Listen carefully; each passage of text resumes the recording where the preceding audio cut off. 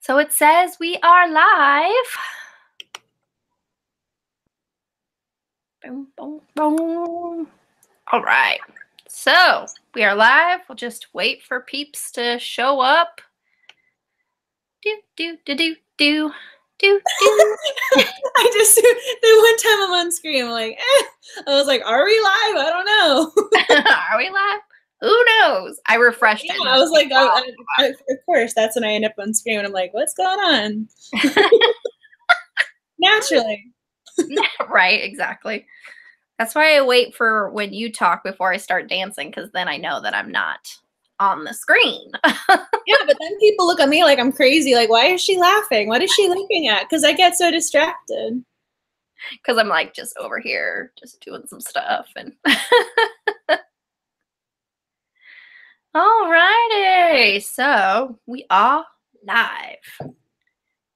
Probably just the two on you because it still says 2 viewers. So, hi, how are you? You talking to potential viewers? Or you talking to me? Talking to you and potential viewers. I'm okay. How about yourself? Doing good. I'm glad it's a short week because of the holiday.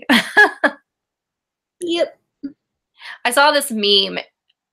I think it was on Facebook or Pinterest or something, and it was on Monday, and it's like, yes, it's Monday, but hang in, it's a short week, and it ends with pie. I'm like, yes, living for the pie.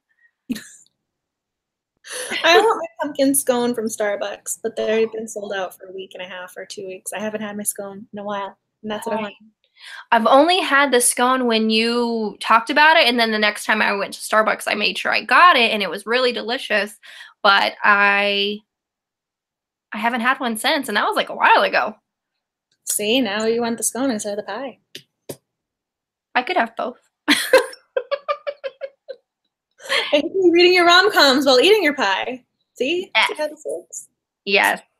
And, you know, I make the pies for Thanksgiving and for Christmas, and so I'm very partial to my own pie because I make really good pies, if I do say so myself.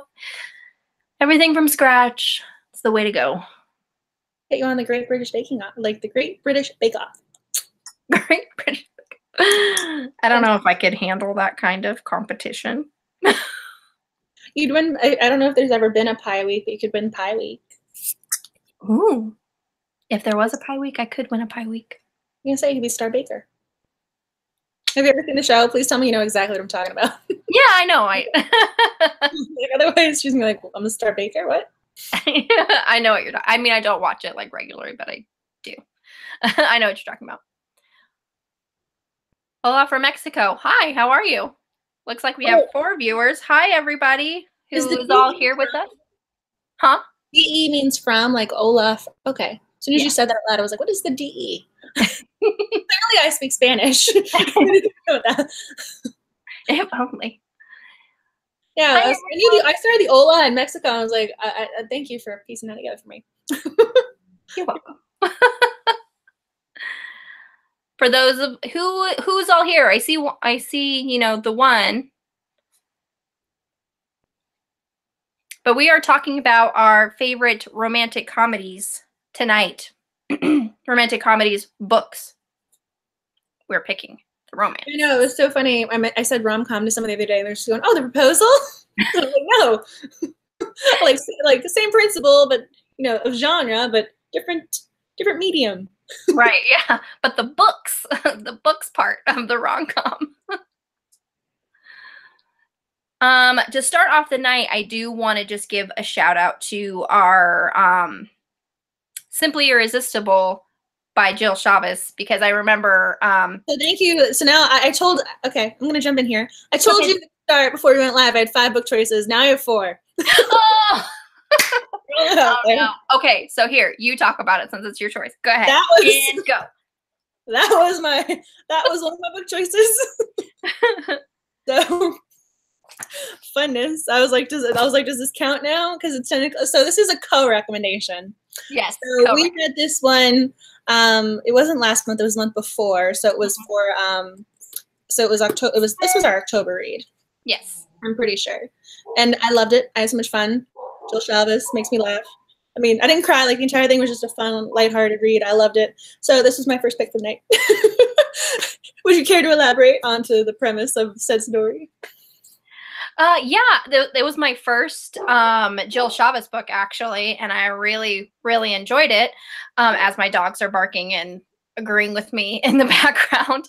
I just remember just that whole book, I was just their lines, and she was really witty, and yeah, I just remember just laughing and having a good time the whole time. And I did on Goodreads, I gave it 5 stars, but I think I was like a 4.5.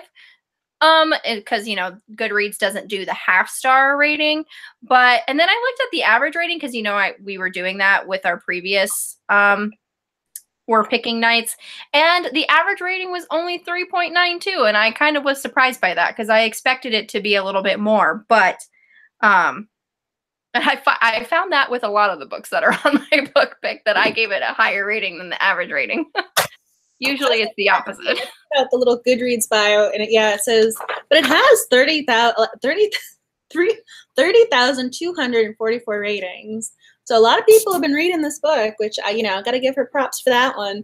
Yeah. I mean, I agree with you. So we have Maddie, who's returning to Lucky Harbor. Her mother's passed away, and her and her 2 sisters are trying to reconnect and figure out what's going on with the inn. And so along the way, she meets, he's like a co-owner of the bar. He's the town mayor. He's a carpenter. And I think he does like 5 other odd jobs here and there. So she meets her love interest, whose name I just totally forgot off the top of my head. Why did I forget his name? Oh, it's Jax, right? No. Oh, yeah. Like, Sons of Anarchy. That's what it was. Yes, that's what I was thinking. I was like, I forgot his name for a second. I remember Tara and Chloe, the sisters, but I forgot his name. Like, I just had that, massive, totally lost that for a second.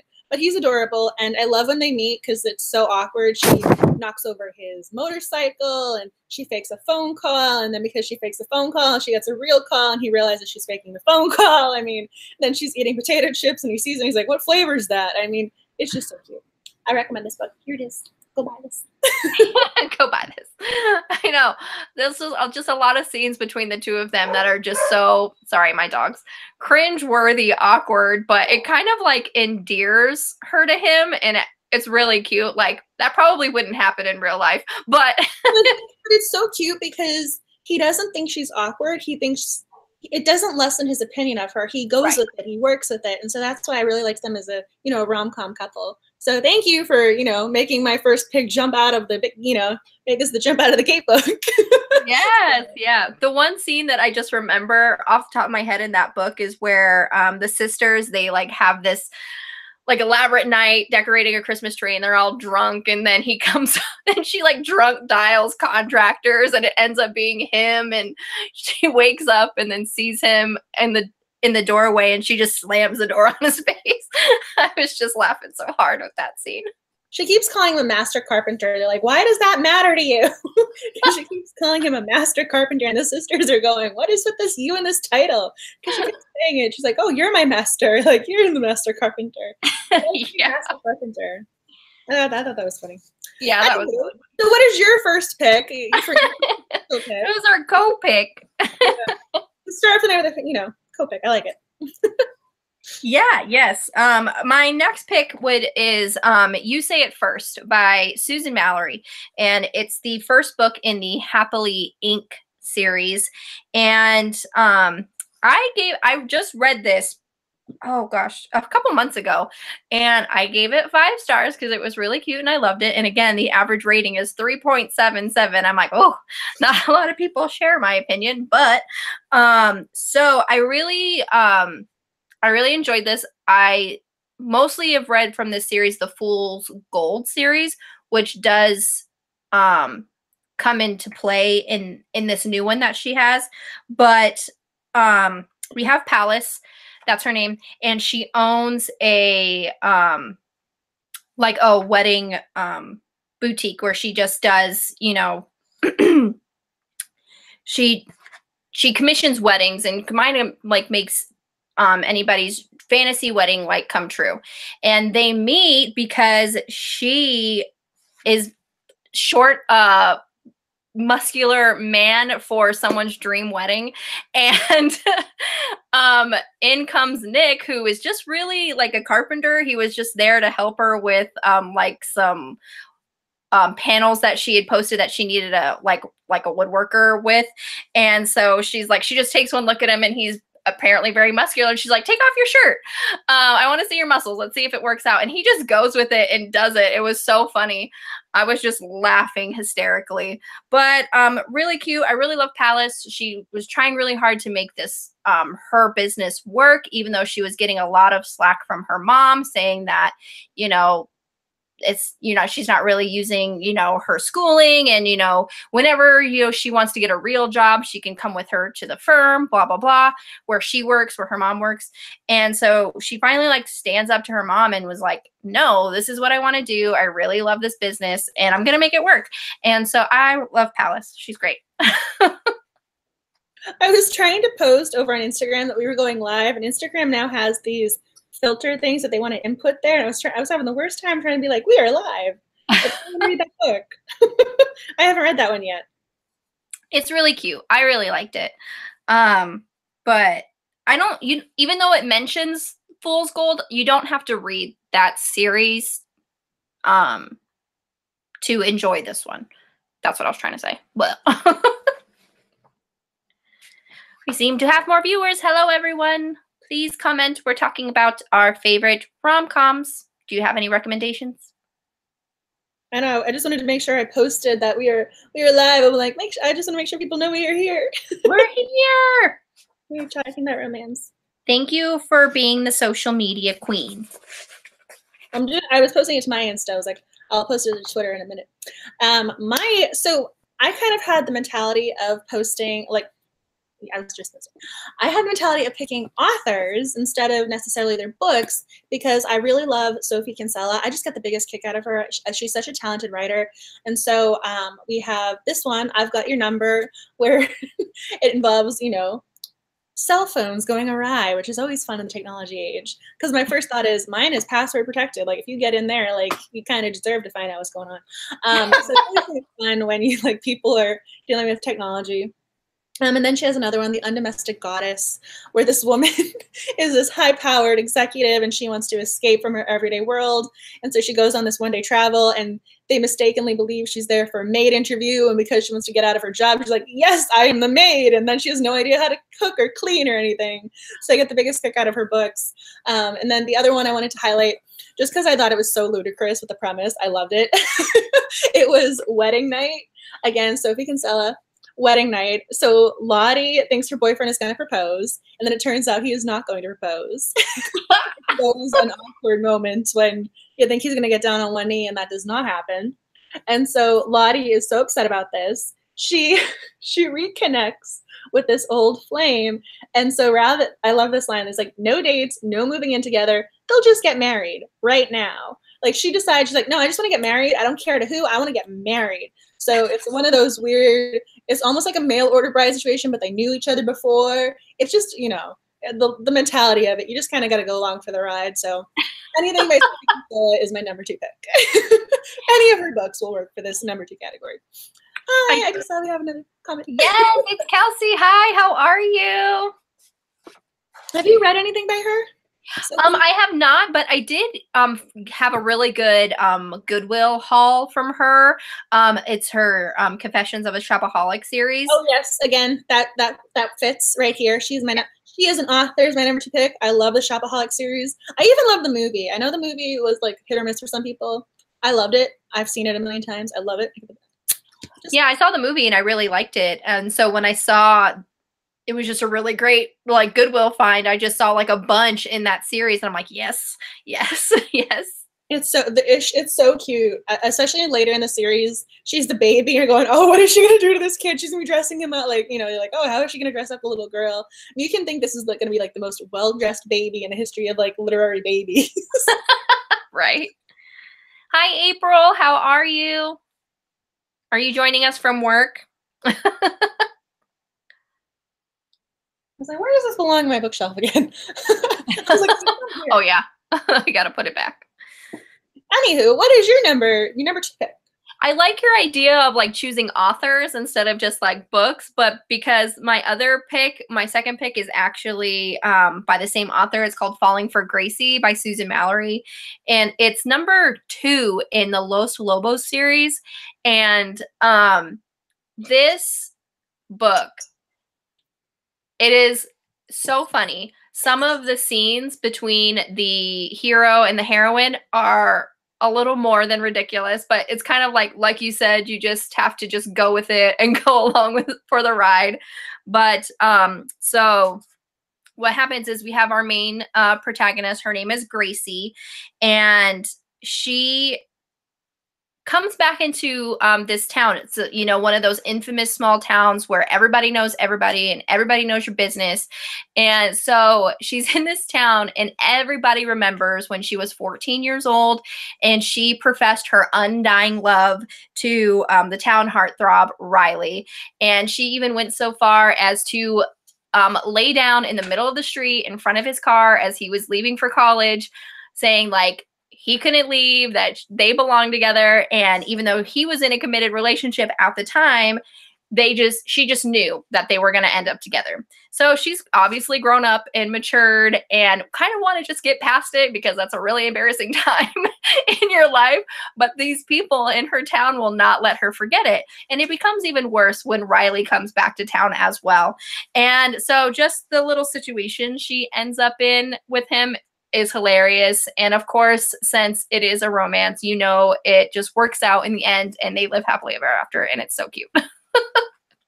I have this mental image of a woman lying down in the street in front of someone's car. And I mean, I can understand why the people won't let her forget it, but that's kind of cruel. Like, you make someone relive something they did when they were a kid. I mean, yeah. I can see like one of those like cringe laughs. You're like, oh no, you're pulling me. It's kind of one of those things where you're just, when she relives or when people are reliving it for her, and I'm just telling her, remember that time you did that to, Riley? And so it's kind of like, it's a cringe-worthy secondhand embarrassment that you feel with Gracie. And my dogs are barking. Hi, how are you? But yeah. They're like, yeah, this is a good choice. I'm going to see what they're barking at. So you can. Oh, I didn't hear what you just said. What? Oh, I said they're probably barking at something, and my husband probably left the door open, so they're really going crazy. So I kind of just want to shut the door. But what is your next pick? I was gonna say, like, while I'm doing my next pick, you can go see, go investigate. All right, I'll be back. While Nicole's away, in the comments, what are your favorite rom-coms? Have you read any we've mentioned? I know, April, I know you've read, because I know you just joined us, but the first one that I was talking about was Jill Chavez, Simply Irresistible. I know you read that one. So if you guys have any rom-com recs, please, please, please comment away. I was mentioning this to Nicole before we went live. I read a lot of contemporaries, but they're not necessarily contemporary rom-coms. So it's kind of interesting to see the divide with the subgenres. So I really did have to rack my brain when it came to like choosing some books tonight. Yeah, that was my first book choice. And Nicole was going, oh, I need to make sure we give a shout out before we get into our list. I'm like, that was on my list. So I loved that book. I think Jill Chavez is one of the best rom-com writers. She's also just one of the best romance writers. Just putting that out there. I love her. In case you haven't figured that out yet. Kind of a big fan. I see her shadow. Yes, she's joined us again. Hello. Yes, my husband left the door open like an idiot. And whenever people walk their dogs, they just feel like they have to bark. So, anywho. Anyway, so my third pick, I've mentioned this book before. I think one of my first YouTube videos was actually talking about this series. I never really considered Anne and the French Kiss a rom-com. I just mentally always just put it in the contemporary category. But I guess it actually fits in both, because when I was researching this, Goodreads had it down as a rom-com. A few blog articles also tagged it as a rom-com. So I thought, I love this book. I'm going to mention it. Why not? Apparently other people are calling it a rom-com. So will I. I also have an additional copy of Anna up there. This is the one I got signed at Y'all Fest. This was my signed version. Shout out to Summer Perkins, sweetheart. These can all technically be read as standalones in the series. So it's Anna and the French Kiss, Lola and the Boy Next Door, and then Isla and the Happily Ever After. And so they can all be read as standalones. I honestly think probably the second one is the most comical, but Anna's the first, so it holds a special place in my heart. Essentially, Anna is forced to go to Paris for her senior year of high school, leaving behind the life she knew.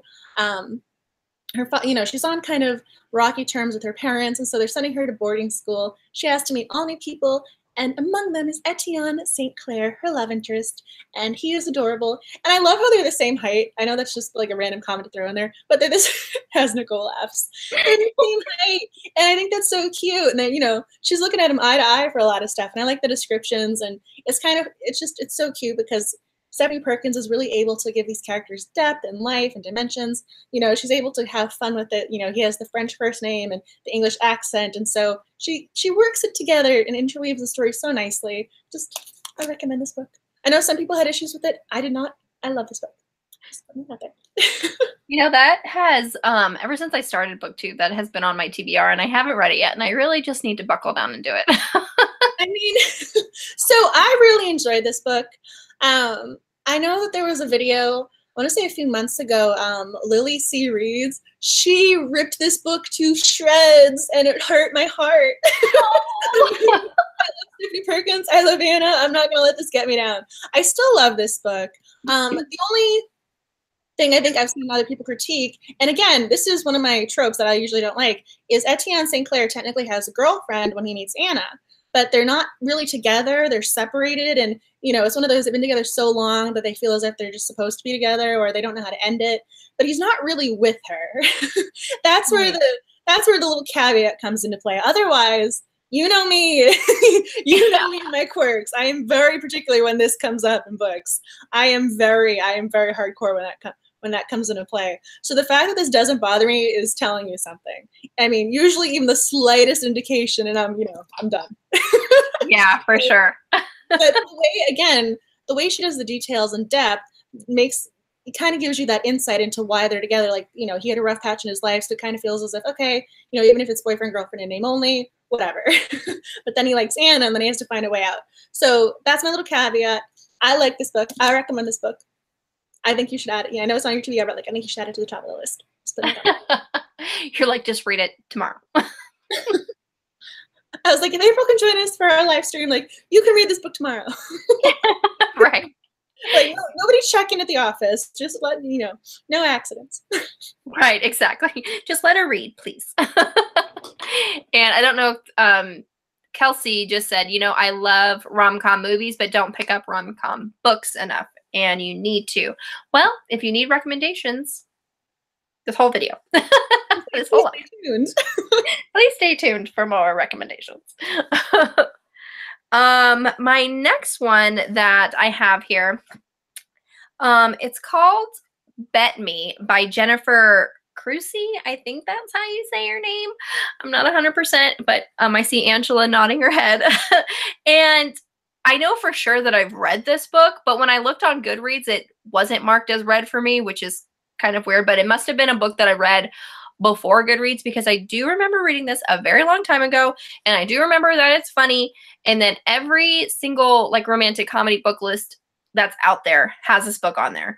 And so for my rating, I don't have a star rating on it because I don't have it marked as read as Goodreads, but the average rating for it is 3.93. So it's close to 4 stars, so people are enjoying this book.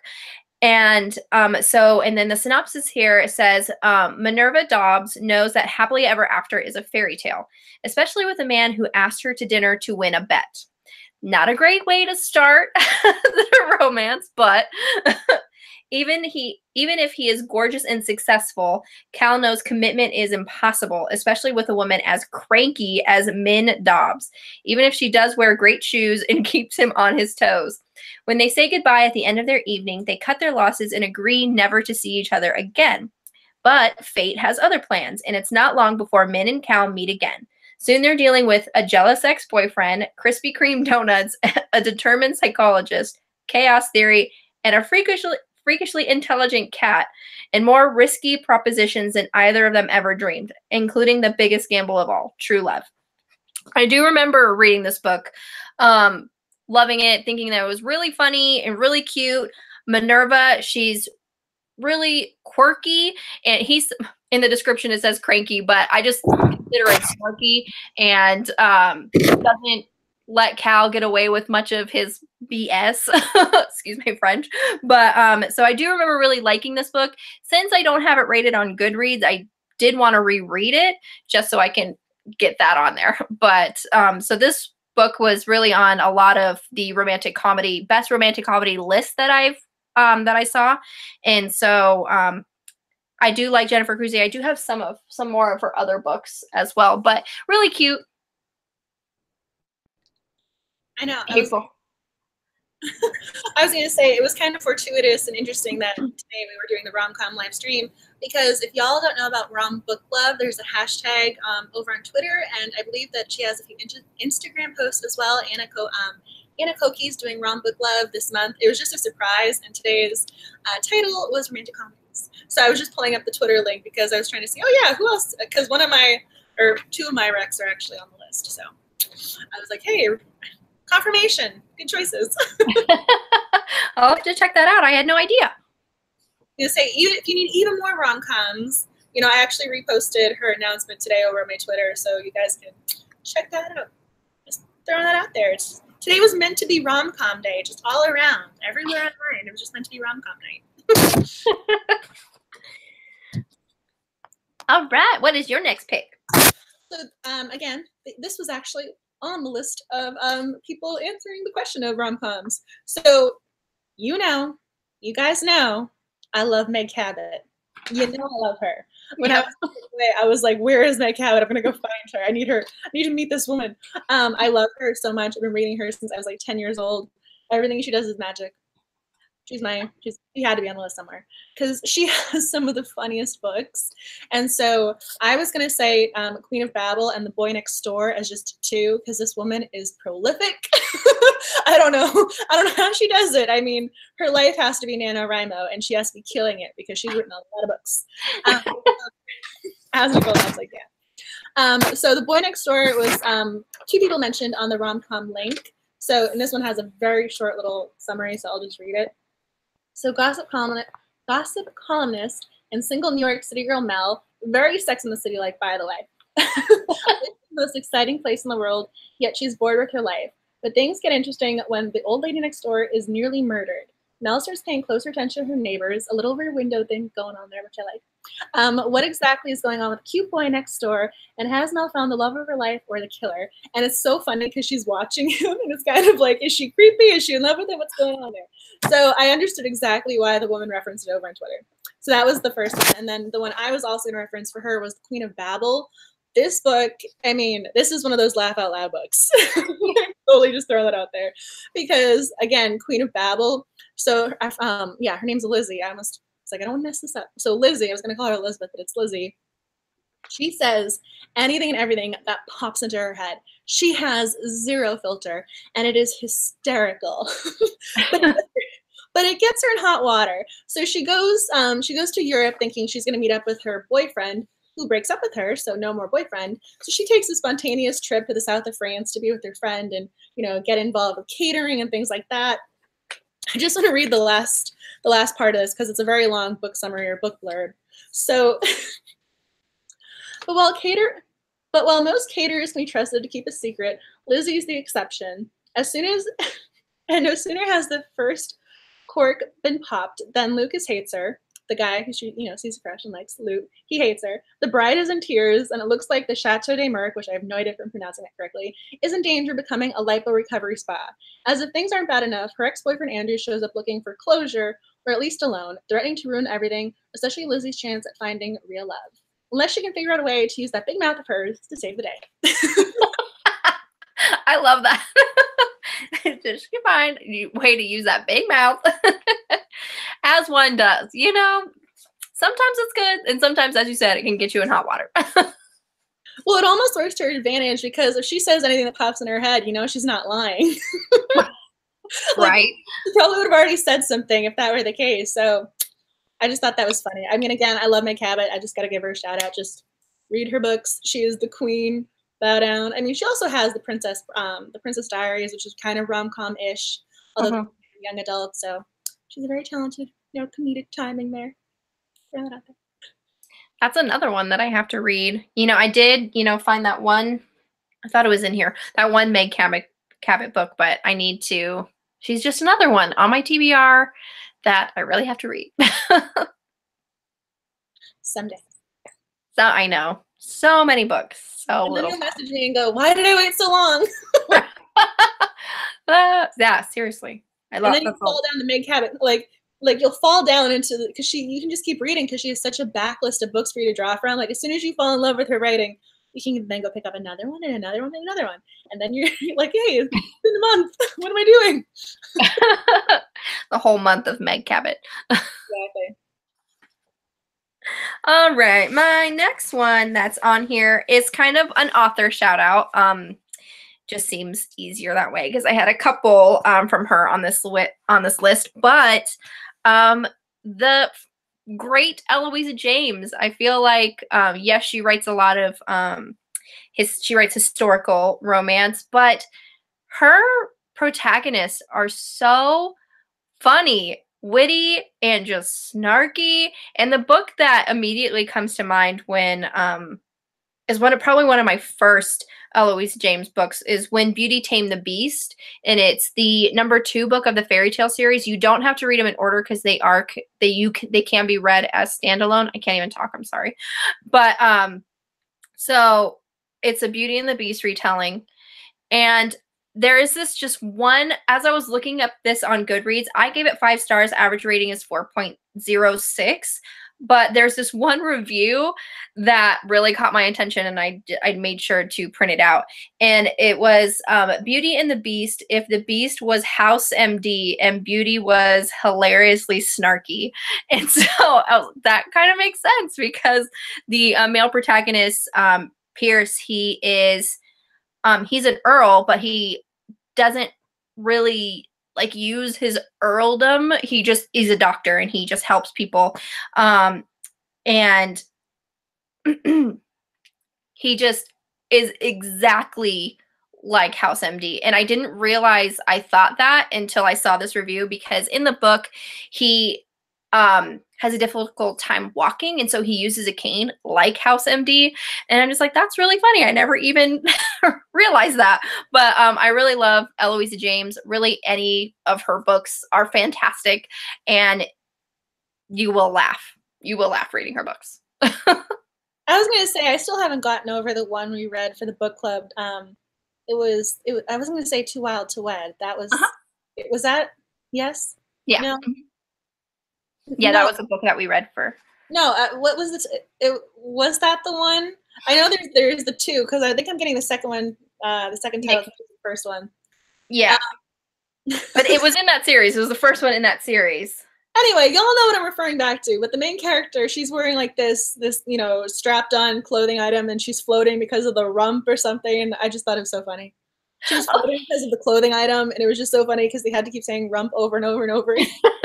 Yeah, like she got lost in like the bog that was surrounding the Lintlow Castle, and it was like the only thing that saved her was her wild in love. Yes, April wow, got yes, it. thank you. I got the I knew I was saying the second title. I was having a major brain freeze or brain fart, however you want to call it, like Wild in Love. That's what it was. See, dedicated, dedicated. Yeah, Too Wild to Wed, I think is either It's the second one. It's the second one, yeah. But yeah, I love that scene too, where it's like that's the only thing that saved her was her little piece back here that made her look like she had a big butt. I mean, the Victorian clothing, I mean, it was so funny at RWA. They had models there dressed up in the historical garb, but I hadn't read that book yet. And someone was like, how do you make that? Like, how does that work? Anywho, thank you for knowing that. Thank you for knowing that. Thank you for knowing that. Clearly, I need coffee or something because I'm like, well, it was wild. It's the same. It was the same series. We knew it. You knew where I was going with that. We knew what you were talking about. Steve from the Lawn Gnome. Hi, how are you? We're talking about romantic comedies. What's your favorite?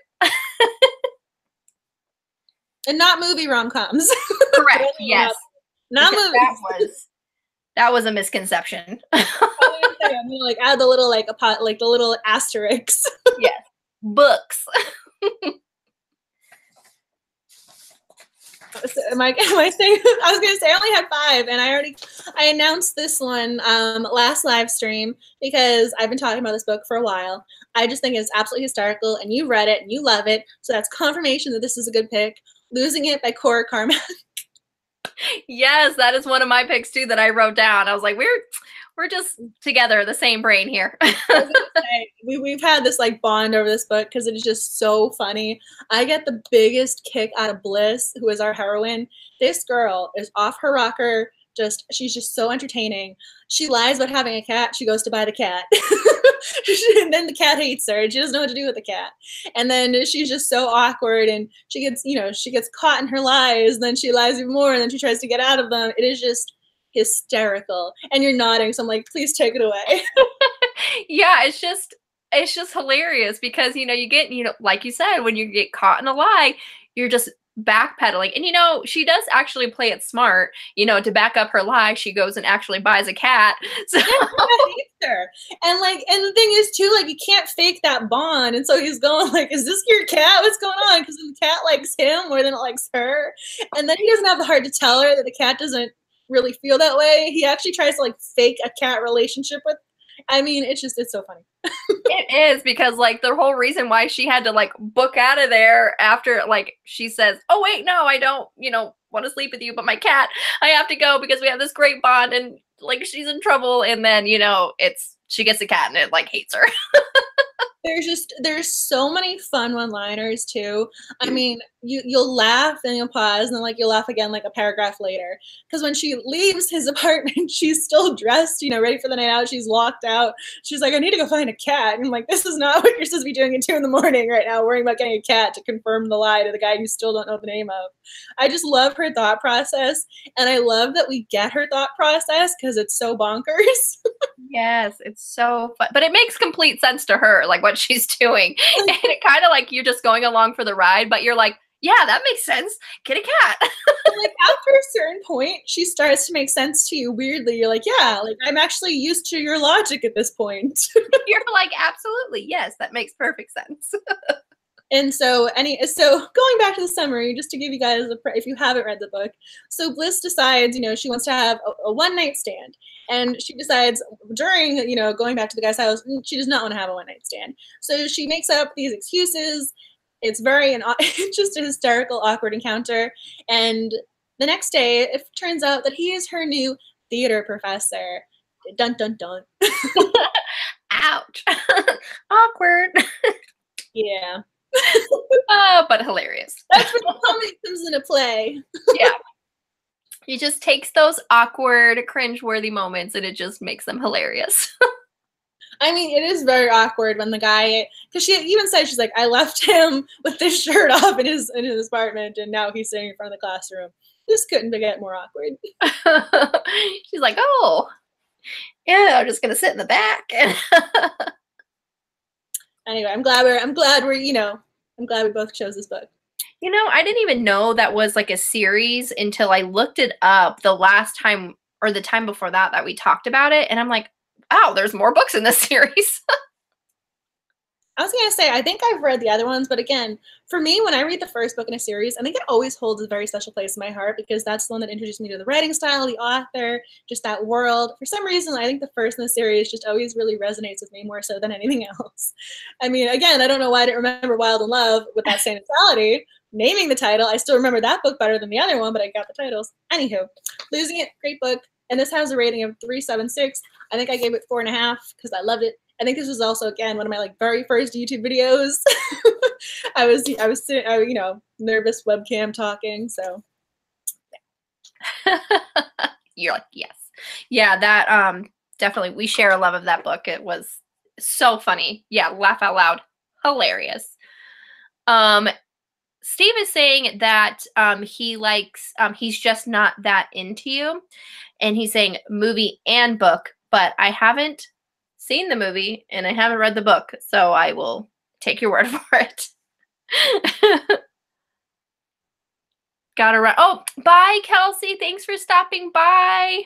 Thanks for the rom-com Rex. I will be creating like a big master list and posting it. So just, you know, just because you have to leave doesn't mean that you'll be missing out on all the rom-com fun, because I will be making a list for you guys. And then, so my next pick, since that was one of my picks too, I can lose this page. A whole series that this is also the last one that I'm wanting to talk about, but it's really a whole series. It is the Love at Stake series by Carolyn Sparks. I have mentioned this book before, and the first one is called How to Marry a Millionaire Vampire. And this whole series, there is some, you know, dramatic events where it is kind of serious, but these first few books in this series, hilarious, so funny. So premise of this book, I'm just going to read, it's a short little blurb, so I'm just going to read it. Nobody said love was perfect. Roman Dragonesti is charming, handsome, rich, ... He's also a vampire, but this vampire just lost one of his fangs, sinking his teeth into something he shouldn't have. Now he has one night to find a dentist before his natural healing abilities close the wound, leaving him a lopsided eater for all eternity. Enter the dentist he chooses to go to. Her name is Shauna Wayland, and she obviously knows something's up, but he, because of like the excuses that he uses of why he's missing a fang, and she also doesn't know about vampires, so him trying to circumvent that and just to get her to fix his fang is hilarious. It's so funny. And I'm just like, when I first read this premise, I'm just like, finally, a book that I have been waiting for that answers the hard questions about what happens when vampires lose fangs. Is that something you were very concerned about? I didn't realize that. I'm just like, oh yeah, do they have special vampire dentists? I never really thought that far ahead. I mean, I know that the sparkle. I know that. So yeah, this book series really cute. I think it's pretty in depth, and you do kind of have to read it in order, just because previous characters who become couples, and it's like the whole kind of overarching nemesis. And so just to kind of get a full appreciation of the world and all the characters, you do kind of have to read them in series. But the first one is called How to Marry a Millionaire Vampire by Carolyn Sparks. Really funny. I loved it. It reminded me of the main event. Instead of M-A-I-N, it's M-A-N-E, like the mane, like the lion's mane. Lion's Mane. By Shelley Lawrenson. You just reminded me of that. Although this one sounds like it's much more comedic in tone, because Shelley Lawrenson just has like a sense of humor, whereas, you know, comedy, sense of humor, it's different. Right. Like, there are some books where, you know, there are some funny parts, but it's more, you know, it's more focused on the paranormal and the drama, where this one is hilarious, like very funny. Like, it does fit in the rom-com genre. I was going to say, because you mentioned it before, I think I actually purchased it. I can't remember if I have the actual physical copy or the ebook, but I know because you mentioned it, I have a copy somewhere. Nice. When you read it, you have to tell me, and hopefully you like it. Well, if you like it, I'm probably going to like it, because we always seem to fall in very similar tastes. Yeah, we have very similar loves. I was going to say, if you love something, I'm like, okay, that's kind of, you know, reaffirming I should go read this. I feel the same way. Yeah. Do you have any more picks at all for you?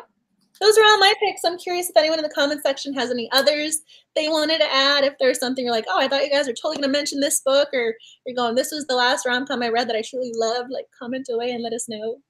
But I mean, so that was your last one, or any others?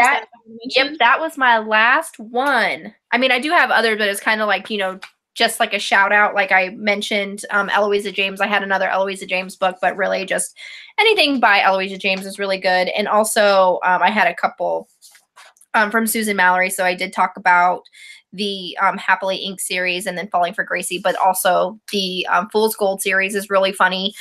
And I've talked about that before when we've had recommendation videos and during other live streams. So Susan Mallory, Carolyn Sparks, Eloisa James, Jill Chavez. books, authors to read. Also, everything that Angela said, Meg Cabot, Stephanie Perkins, all books to read if you want to laugh. I was pulling up the Rom book love hashtag again. I mean, someone mentioned love hurts. Again, I saw a lot of Jill Shalvis. I'm going, yeah, these are my people. Mostly a lot of the same type of authors that we've mentioned before. Someone mentioned Macy Yates. I personally don't consider her like rom-com. I consider her more contemporary, but Macy Yates is another good one whom I love and adore. She's a good writer. She's a very talented writer. So there's a lot, and I can include the hashtag for today. I'll just type it in the comment section, just hashtag Rom Book Club, and there's even more X online. And nobody seems to have any additional recommendations for us. So it was hashtag Rom Book Love. Okay. Yes. I'm writing that down. Toki is like the sweetest human being. I'm even going to type her name. Her user handle is just her name. She's a complete sweetheart. If y'all aren't following her on Twitter, like, I highly recommend you look into her Twitter. Very active in Romancelandia. Rom Book Love has been going on since November 1st, and I just thought it was so interesting. Like, today we were talking about rom-coms, and they had rom-coms too, so that made me happy. That is so. And what a coincidence and fate. I wrote that down because I'm definitely going to go and follow that on Twitter. The thing is, as soon as you go follow it, your TBR is just going to explode. I was like, you're just gonna. I know your husband told you not to buy any more books. You're like, oh, no. The list has grown. I did have that really great, like Goodreads, or not Goodreads, Goodwill, find of like all the Jill Shalvis books, and I'm just like, yes. That was amazing. Again, I'm so jealous. Excited. So jealous. And they weren't all together because Goodwill, you go Goodwill shopping, they don't put all of their books like in any kind of order, whether it's by author or by genre. They just kind of throw them on the shelves, and you kind of just have to like hunt and, pick through them. But if you have time and do it, and I found some really great books, obviously, at Goodwill's. Happy of Eleanor and Park. Oh yeah, I was so excited about that. Was the same day. It was a like collector's edition, and it was signed, and I got it for like $2. It was in like perfect. It looked brand new. I was like, I have a special spot on my bookcase for Rainbow Roll. Like, I love her so much. And then this one's like, she stumbles upon the signature. I have been like social media stalking this woman to find out when her next book signing is. And you're like, I stumbled upon it.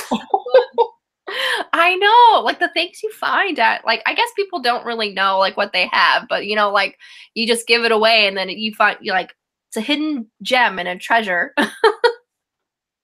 I would have gone completely bonkers if I just stumbled upon the signed version. I would have loved that so much. I'm so jealous and so happy for you all at the same time. So do you have any signed copies of her books, or? No, I've never met her. I don't have anything signed by her. I mean, and I have I have multiple. Oh. No, I have like multiple editions of most of the books. I actually have other copies because again, like between college and undergrad, masters, I sent stuff back to my parents' house. I mean, I've repurchased her books. I have multiple copies of her books, and then I have fangirl memorabilia. Like I have a tote bag, a shirt. I have this little like jewelry box thing. I mean, I love her. Carrying on is everything. I mean, her books are so amazing. She's so talented. So I'm so happy and jealous for you all at once. I'm like, oh, that's so great. I mean, I've only read Fangirl, which I loved and adored. And oddly enough, that was listed on a couple of the rom-com lists that I saw on Goodreads and when I Googled it. So, but I really loved like Fangirl. I don't know what is taking me so long to read the rest of her books. Like when you're like, what is taking me so long?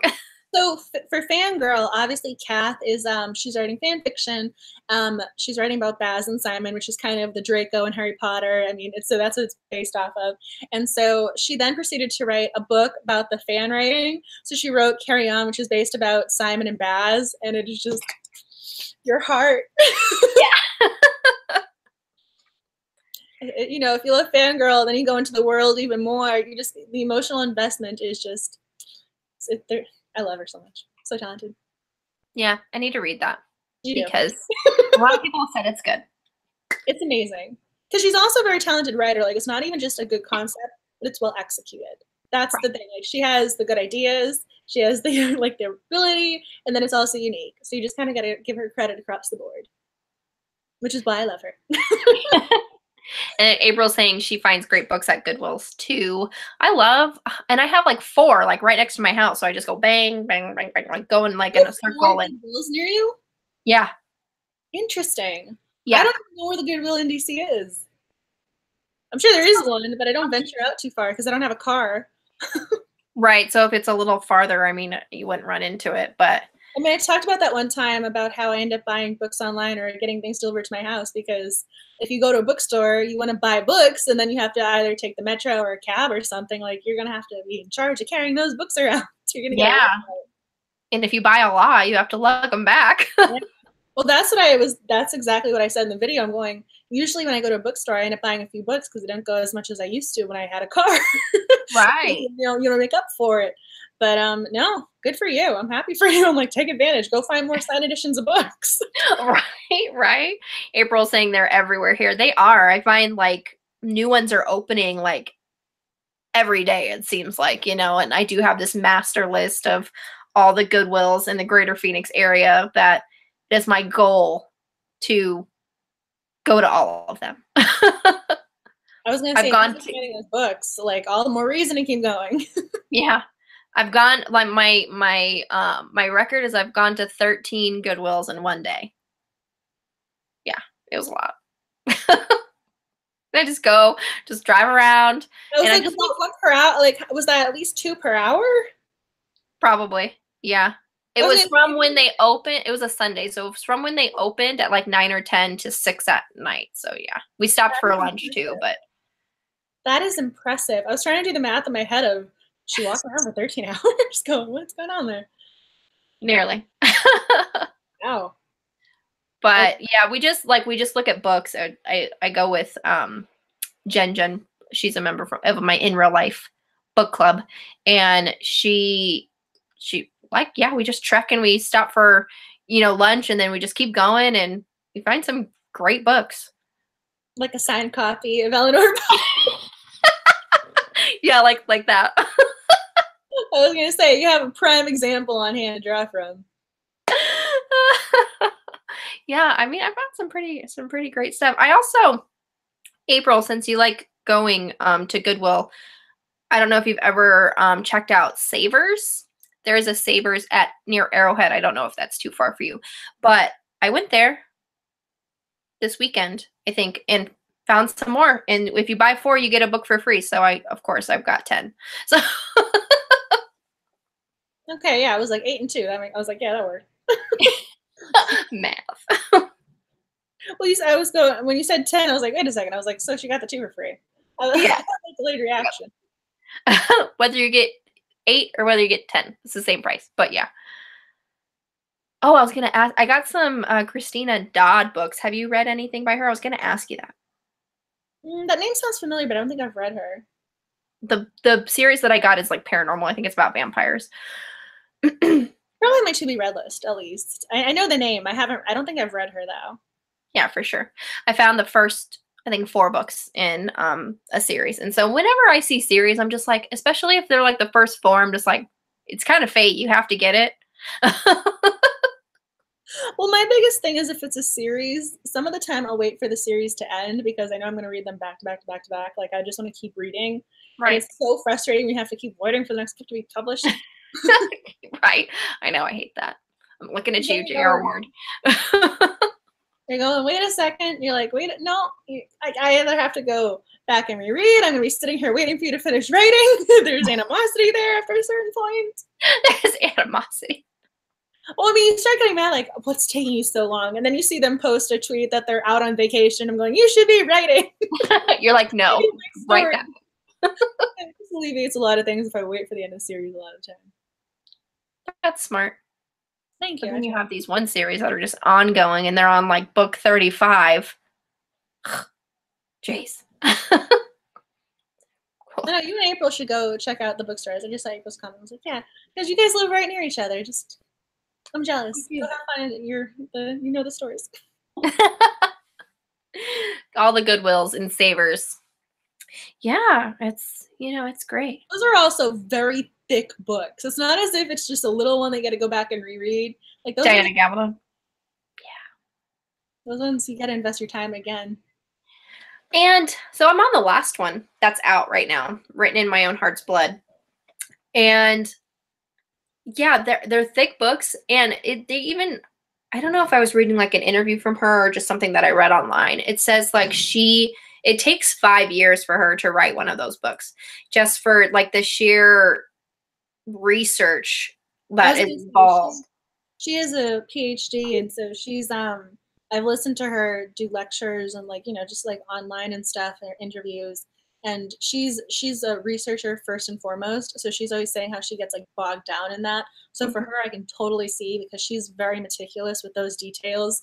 There are some writers, I mean, when they do historical time periods, they either gloss over them or they'll include a few. She's like, no, I'm going to name every single detail. I'm going to get this location right. I'm going to get the wardrobe right. I'm going to get like the tree over in the corner right. Like she's going to get it all perfectly. So I can totally understand why it takes her that long. I understand entirely. For sure. Me too. I get it, because it is very in depth, and like I didn't know that she gets bogged down by research and stuff like that. So that does make sense. But she's like, so much time passes, I've forgotten what happened in the last one. Yeah, and so I'm on the last one, and it's been about 4 years since that last book came out. So hopefully within the next year or two. You're like, she's due to come out with the last one. I was going to say, by the time that one comes out, the show is going to be caught up to where it's at. Oh, yeah, because that's happened with another show that, I think they're worth the wait, though. Yeah, I mean, if it's going to take someone that long to write something, you would want it to, I don't know, you would, want an excuse for it to be that long, to be, worth the wait, like you said, so. But yeah, she knows her stuff, definitely. The Reading Puppet. Hi, how are you? We're talking about romantic comedies, books. If you have... we kind of like stopped talking about them a little bit, though. Well, we did go through our list, but don't worry, I am going to make a list and post it. Don't you worry. But if you have any romantic comedy reading recommendations, please let us know in the comments. And then I was going to actually ask, I was like, I might as well do it on air while we're here. So next month, obviously, is the Christmas season. So our usually our third Tuesday of the month is going to be falling during, Christmas time. Everyone's going to be traveling with their families and everything else. So I wasn't sure if you wanted to move it a week in advance, or just like put it, a back burner, like maybe make up for it in January. Like I just wasn't sure, because I kind of figured like we'd probably take that week off. Yeah, absolutely. Yeah, with the holidays and everything. If we want to put a poll on Twitter just to say like, hey, do we want to take a week off and then just make up for it, like you said, in January after the holidays and everything calms down? Just waiting for the new Hallmark movie. I just say that I'm so excited. I went through Netflix and I put on my list all of the Christmas movies that are on there. And then for the Who Picked This Movie night, we are gonna. I think I forgot to post it on Twitter, but we voted and y'all decided you wanted to watch A Christmas Prince or something like that. So I was really, really excited for that. I'm loving the Christmas movies. I was gonna say, yes, she is a rom-com person, and she was one of my picks for the night. Sophia Kinsella. Yeah. Same wavelength. I got you. She was the second person I mentioned, and I think I named like 5 of her books because she's amazing. No, I wanted The Spirit of Christmas to win because I've seen that movie like 10 times. It's just so cute. Yeah, I haven't seen any of those movies, so I like no matter which one. I didn't like The Christmas Prince. I'm just gonna throw that out there right now.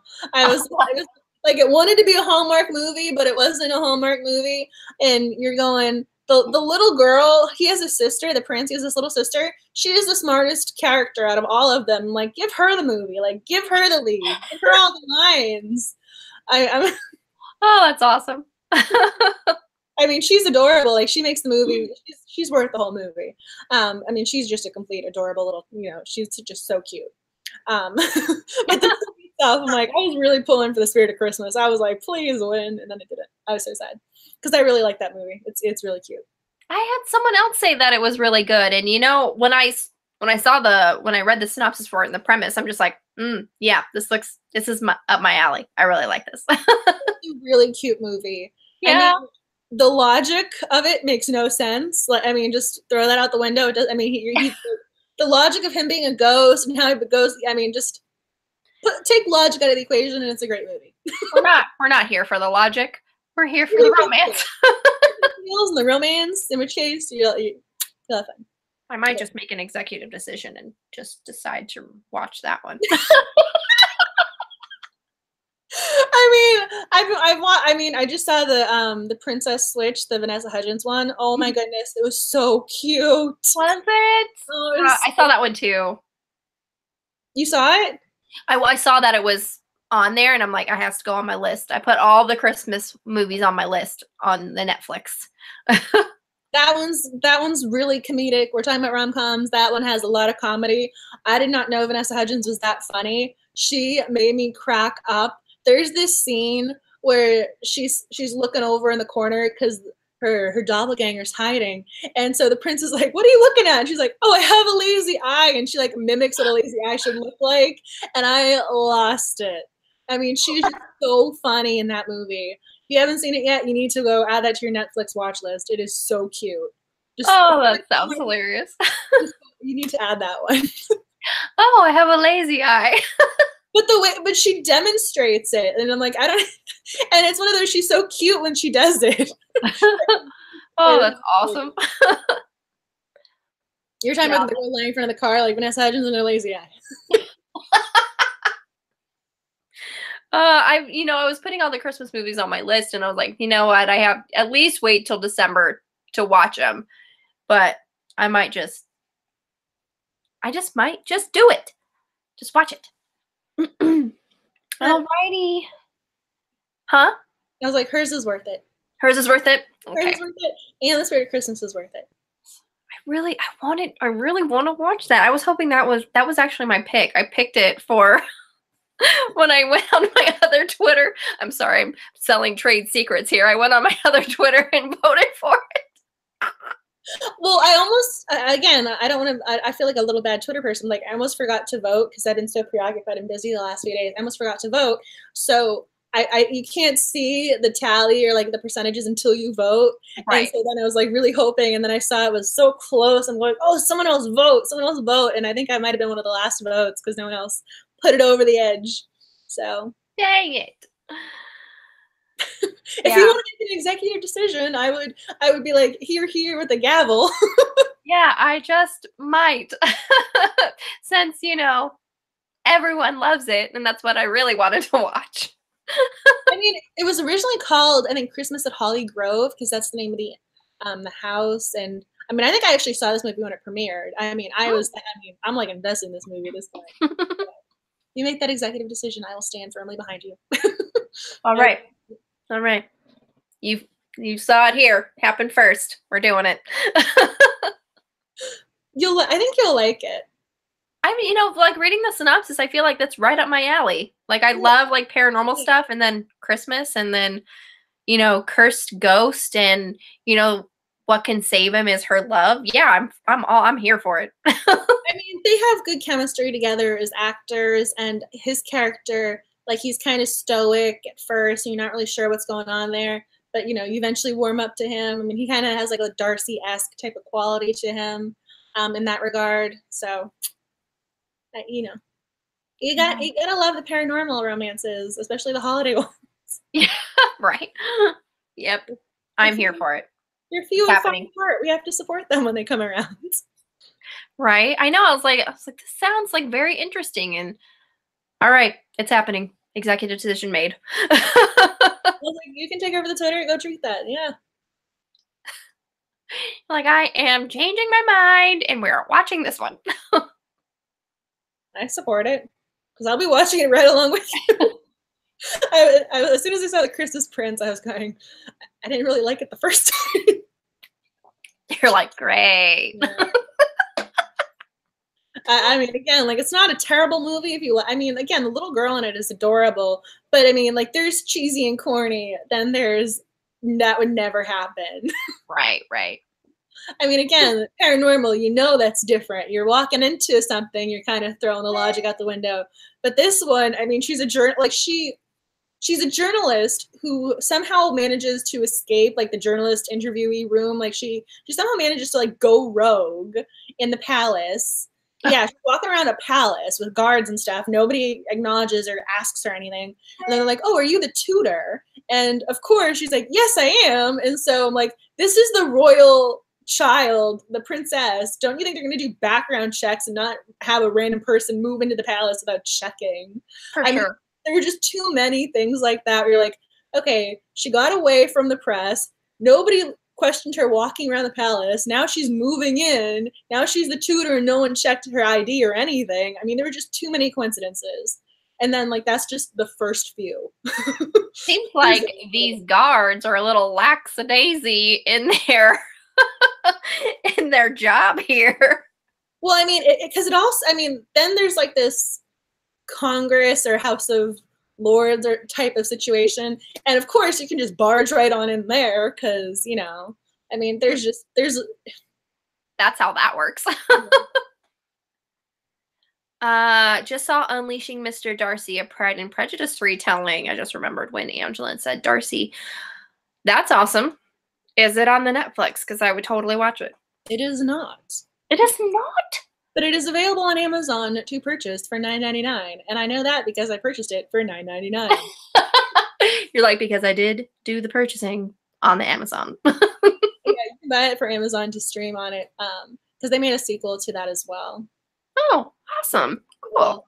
I'll have to write it. I'm going to have to write it down because I'll forget. Hold on. It's a Hallmark retelling.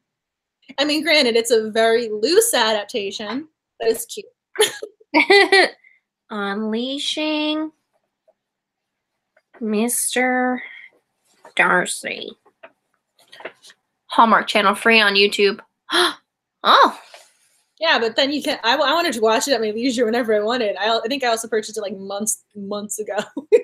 Nice. Like a while ago, because they came out with a sequel over the summer, and I'm pretty sure I'd already had it for a while in my watch list by then. So nice. Yeah. I'll have to check that out because I'm all about the Pride and Prejudice retellings. To say if it's Mr. Darcy, you're like, I want to know more about him. I have been getting like this hankering to watch the 2005 adaptation of Pride and Prejudice again. Yes, I have been thinking about it hardcore. Okay, so the guy here's the thing that caught my attention with the Hallmark and the guy is they have him go swimming in the pool and they have him do that like get out of the pool and his Speedo thing. You're going, isn't this Hallmark? Why are you like showing off your six pack like at the pool corner? I was going, this is a very strange thing for Hallmark to do. I was risque, huh? I was going, this is new. Because usually, like, even the girls, when they do the beachside stuff, they do, like, the one-piece suits. You very rarely see them in bikinis. He was, like, walking around like a Speedo. I was like, this is not usually Hallmark style. It's really going, like, I mean, I don't know how that happened. That just caught my attention. Because I was, like, pushing the envelope a little bit on the Hallmark. Well, that's what you said he was. She's like, the guy in it is hot. Like, I remember that scene because I'm like, how did this end up in a Hallmark movie? If this was Lifetime, maybe, yeah, but Hallmark. Just... This was Lifetime. Oh, that's so funny. It comes to me. I don't know. I don't plan these things. They just come out. Like, I'm like the Queen of Babel. Like, it just comes out. Oh, that's awesome. But yeah, speaking of Pride and Prejudice retellings, that just kind of leads in our next book pick. She can't remember that scene. I thought you said he was hot, and you can't remember the hot scene? I was getting out of the pool naked, almost. Was this a commercial break and you just missed it? See, maybe because it's free on YouTube, you don't get every scene. Maybe that's it. Oh, like you didn't. I have to rewatch it now. Yeah. Maybe if you watch it on YouTube, you don't get the sexy scene. I don't know. Just You're another reason I'm a face person. You're not a six-pack ab type of person. See, now she's kind of making it like, why did she remember that? I just remembered it because it was so out of place, like a typical Hallmark movie. Right. Again, if it had been Lifetime or another channel, I wouldn't have even thought like, anything of it. But because it was Hallmark, and you're like, hey, this is the female point of view just came up here. What's going on, Hallmark? The female gaze. It was weird because it was just I wasn't expecting that. Not weird, like bad, but like I was just not expecting it to caught me off guard. Well, you know what to expect with Hallmark movies because you are, the Hallmark They're movie. very, they tend to be chicks. Like they kiss at the end, and they tend to be very, like sweet. So it was just funny. I was like, he's getting out of the pool, and they're doing like the dry out. Like it was just in the like very revealing bathing suit for like the entire scene. So it was just she's talking about six packs now. She's talking about six packs. I'm actually not a six-pack person. I love faces and eyes. I was gonna say, I don't know what color his eyes are, but the Darcy always has like the piercing, like the light colored piercing look. Right. Oh yes. All right. Before we got sidetracked, yes, would you like to announce the book? You were gonna say that before we got upset. Oh, I wanted you to do it. Oh, I'm supposed to do it. Okay. I was like, you want to talk for a second, and I will get up and go get it to show everybody. Yes. Absolutely. But just, you said, as my dogs are barking, sorry, as the reading puppet was bringing in Pride and Prejudice retellings. So our next book pick, oh, she has it, great. And I love your copy. Mine has the blue writing, not the pink. Well, Owl Crate does special editions. Mm-hmm. So every Owl Crate book for the last, I think, 6 months has had specially designed covers just for Owl Crate subscribers. And this was one of them. And I picked up my copy like 2 weeks ago or something. So I am ready. Yeah. Oh, I'm so happy. I know. I'm so happy that they sent it because I was going to order on Amazon. And before I put through the cart, I opened my Owl Crate and it was there. So I didn't have to purchase it. But I'm so happy because I get to take Bookstagram pictures with it and stuff. And it's so pretty. Oh, it's gorgeous. I love the pink and I love the inside. Oh, hello, Owl Crate. I always put the stuff that Owl Crate has in the book because I don't want to lose it. So we have the inside cover. But yeah, I love the art that's on there. So this is a young adult book, and it is an adaptation of Pride and Prejudice. It is by Ibby Zobi, and I hope I'm saying that correctly.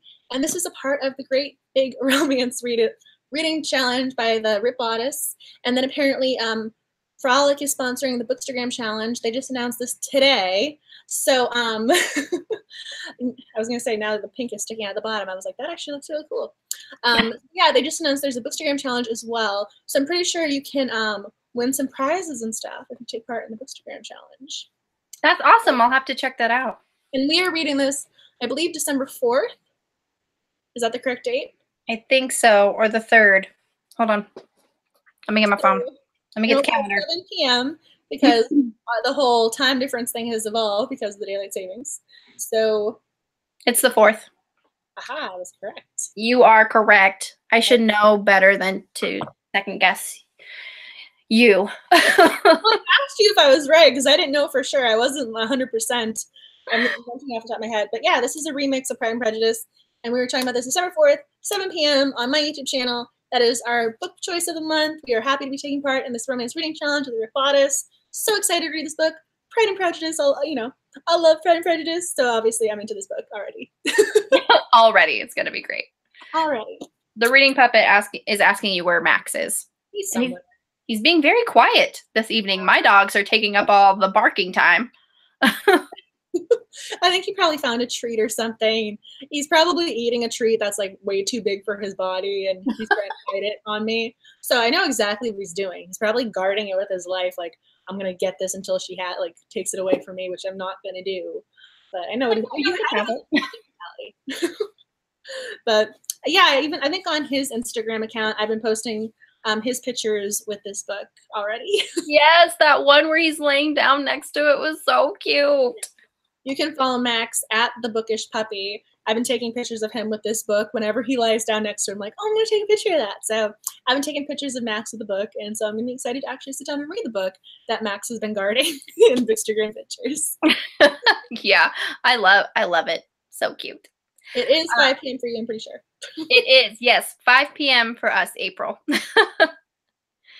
Yeah, it's just different for like the Eastern and Central times just because of the daylight savings. So we went back, or they went back an hour. we don't do daylight savings, but all right.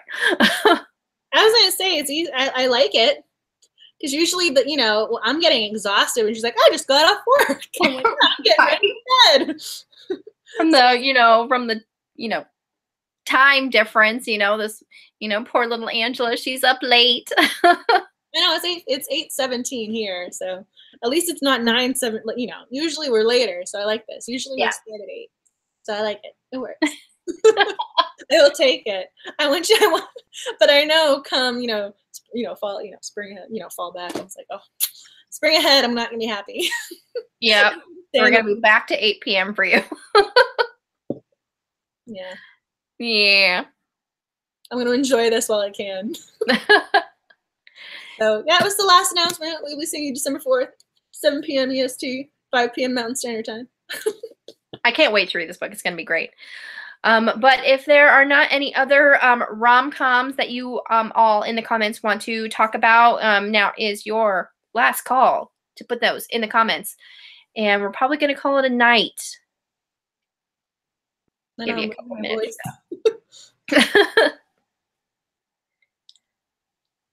But yeah, like always, I will compile a list of all the books that we talked about and the authors and book series that we talked about tonight, and I will post it on the video comments. I'll post it on our Goodreads group, which I did. I think it was last week. I did a little updating on our Goodreads group. So if you haven't been on there lately, there's some new stuff on there. Just updating for our live streams and everything. So new stuff. Yay! The more romance, the better. Yes, best way to spend a Tuesday. I don't know why it was just feeling like such a long time before, since we've, had a live stream, and I've missed Angela's face and I missed all you guys. And seriously, best way to spend a Tuesday talking about the romance genre. That's how you spend any day, really. I know. If I could sit and talk about romance with my best friend, Angela, it's a good day. Aw. You just made my entire day so you just, It seems like I do try to message you every day, like, hey, how are you? Have you read this book? I feel like our Instagram inboxes are just, Yeah, for sure. I was going to say, and then my Instagram notifications don't always work. I'm like, dang you, I have to go check to see if I heard from Nicole. I know, I've noticed that too. Like Instagram, I get notifications for Twitter, but for Instagram, I don't always get. I get it when you mention me in your story, but if someone likes a picture of me or mentions me in a comment or something, I actually have to go into the app and then it's on there on the notification. I don't get the push notifications to my phone. Yep. And even then, sometimes my push notifications, I don't, if I'm doing something else and I don't acknowledge it and I swipe it up and I don't, it just vanishes. If I'm in the middle of texting or sending an email or something and you get the notification, I'm like, okay, I want to finish this, and then I'll go check it, and then you get preoccupied and you never check it again.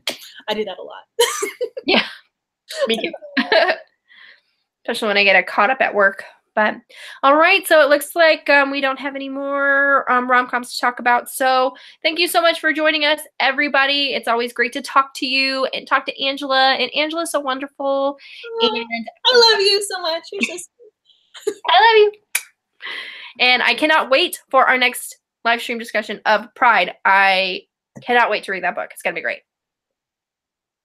And you have such a beautiful edition. I mean, mine looks the same, but it's not pink. It's blue.